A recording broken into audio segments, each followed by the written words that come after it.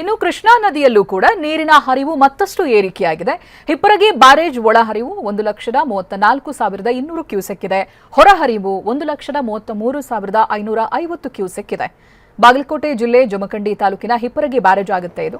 ಕ್ಷಣ ಕ್ಷಣಕ್ಕೂ ಕೃಷ್ಣಾ ನದಿಯ ನೀರು ಹೆಚ್ಚುತ್ತಾ ಇದೆ, ಬೋರ್ಗರೆದು ಹರಿತಾ ಇದೆ. ಹಿಪ್ಪರಗಿ ಬ್ಯಾರೇಜ್ ವ್ಯಾಪ್ತಿ ಕೃಷ್ಣಾ ನದಿಯ ಆರ್ಭಟ ಜೋರಾಗಿರೋದನ್ನ ಗಮನಿಸ್ತಾ ಇದ್ದೀವಿ ನಾವು. ನದಿಯ ರುದ್ರರಮಣೀಯ ದೃಶ್ಯವನ್ನ ಕೂಡ ಜನ ಕಣ್ತುಂಬಿಕೊಳ್ತಾ ಇದ್ದಾರೆ. ಹಿಪ್ಪರಗಿ ಬ್ಯಾರೇಜ್ನ ದೃಶ್ಯ ಇದು. ಕೃಷ್ಣಾ ನದಿಯ ನೀರಿನ ಹರಿವು ಕೂಡ ಮಳೆಯಿಂದಾಗಿ ಹೆಚ್ಚಾಗ್ತಾ ಇರುವುದನ್ನು ಗಮನಿಸ್ತಾ ಇದ್ದೀವಿ ನಾವು. ಹಾಗೆ ಒಳಹರಿವು ಎಷ್ಟಿದೆ ಅನ್ನೋದನ್ನು ಕೂಡ ನೋಡಿದ್ವಿ. 1,34,500 ಕ್ಯೂಸೆಕ್ ಇದೆ. ಹಾಗೆ ಹೊರಹರಿವು 1,33,550 ಕ್ಯೂಸೆಕ್ ಇದೆ.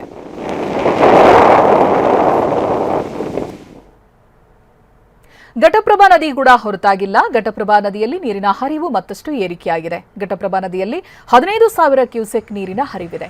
ಕ್ಷಣ ಕ್ಷಣಕ್ಕೂ ಕೂಡ ಕೃಷ್ಣಾ ನದಿಯ ನೀರು ಹೆಚ್ಚುತ್ತಾ ಇದೆ, ಬೋರ್ಗರೆದು ಹರಿತಾ ಇದೆ. ನಂದಗಾಂವ್ ಘಟಪ್ರಭಾ ಸೇತುವೆ ಜಲಾವೃತವಾಗಿದೆ. ನಂದಗಾಂವ್ ಅವರಾದಿ ಮಧ್ಯೆ ಇರುವಂತಹ ಘಟಪ್ರಭಾ ಸೇತುವೆ ಇದು ಪ್ರತಿನಿತ್ಯ ಜನ ಓಡಾಡುವಂತ ಸೇತುವೆ. ಬಟ್ ಈಗ ನೀರು ಪಾಸ್ ಆಗ್ತಾ ಇದೆ ಒಂದು ಕಡೆಯಿಂದ ಮತ್ತೊಂದು ಕಡೆಗೆ. ಹರಿವು ಎಷ್ಟು ಮಟ್ಟಿಗಿದೆ ಅನ್ನೋದನ್ನ ಗಮನಿಸಬಹುದು ನೀವು. ಬ್ಯಾರಿಕೇಡ್ ಅನ್ನ ಕೂಡ ಹಾಕಿದ್ದಾರೆ, ಸಂಚಾರ ಬೇಡ ಅನ್ನೋದಾಗಿ.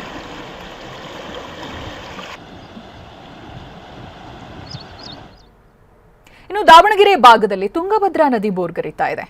ನದಿ ಪಾತ್ರದಲ್ಲಿ ಕಂದಾಯ ಅಧಿಕಾರಿಗಳು ಪರಿಶೀಲನೆ ನಡೆಸಿದ್ದಾರೆ. ಹರಿಹರ ತಹಶೀಲ್ದಾರ್ ಸಂತೋಷ್ ಕುಮಾರ್ ನೇತೃತ್ವದ ತಂಡ ಅಲ್ಲಿ ಪರಿಶೀಲನೆ ಮಾಡಿದ್ದಾರೆ. ನಂದಿಗಡಿ, ಧೂಳೆಹೊಳೆ, ಎಳೆಹೊಳೆ, ಗಂಗಾನಗರಕ್ಕೆ ಭೇಟಿಯನ್ನ ಕೊಟ್ಟಿದ್ದಾರೆ.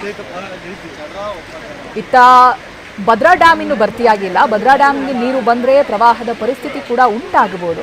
ಸದ್ಯಕ್ಕೆ ಆ ರೀತಿಯಾದಂಥ ಪರಿಸ್ಥಿತಿ ಇಲ್ಲ ಅನ್ನೋದಾಗಿ ತಹಶೀಲ್ದಾರ್ ಸಂತೋಷ್ ಕುಮಾರ್ ಹೇಳಿದ್ದಾರೆ. ಬಟ್ ನದಿ ಪಾತ್ರದ ಜನ ಅನಗತ್ಯವಾಗಿ ನದಿಗಿಳಿಬೇಡಿ ಅಂತ ಸೂಚನೆ ಕೊಟ್ಟಿದ್ದಾರೆ. ಹಾಗೆ ಹಿಂದೆ ನಾವು ನಿಮ್ಗೊಂದು ತೋರಿಸ್ತಾ ಇದ್ವಿ ಸೇತುವೆಯ ದೃಶ್ಯ. ಪ್ರತಿನಿತ್ಯ ಓಡಾಡೋ ರೀತಿಯಾಗಿ ನೀರಿನ ರಭಸ ಹೆಚ್ಚಿದ್ದಾಗ ಓಡಾಡುವಂಥ ಸಾಹಸಕ್ಕೆ ಇಳಿಬಾರದು.